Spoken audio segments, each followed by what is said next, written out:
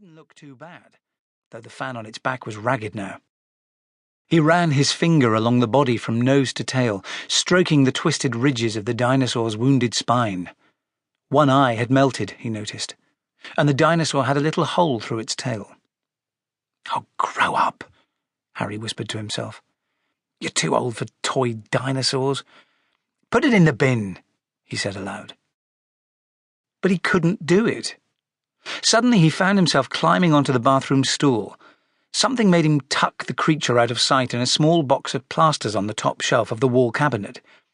As he clicked the cupboard door shut, he could have sworn he heard a hiss, like air from a punctured tyre. As he headed back to bed, he thought about what had happened. It was Mrs. Rance's fault. Without meaning to, she had landed him in trouble with a horrible bully. Mrs. Rance had been Harry's first teacher when he started school, and she was still in charge of reception. At Thursday assembly, when it was reception's turn to do something, her class had acted out a story about dinosaurs and sung a song.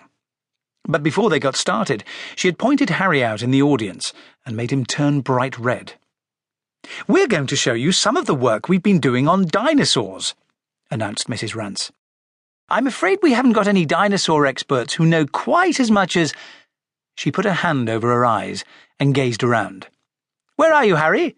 Ah, there you are."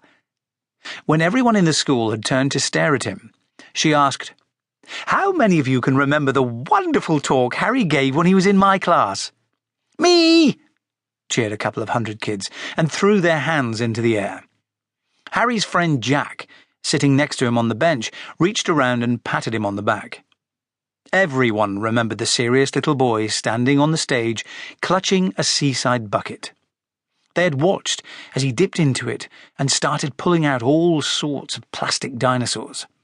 He had introduced them all by their names: Apatosaurus, Ankylosaurus, Coelodosaurus, and started giving a talk.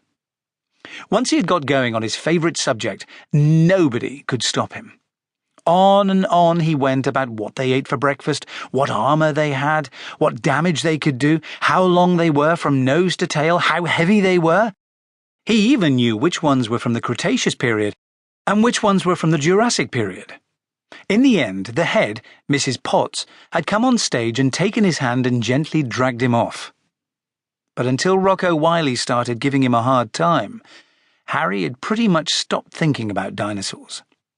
At some point in his life, although he couldn't remember exactly when, it had suddenly felt very strange to be dragging a bucket full of plastic dinosaurs about with him everywhere he went.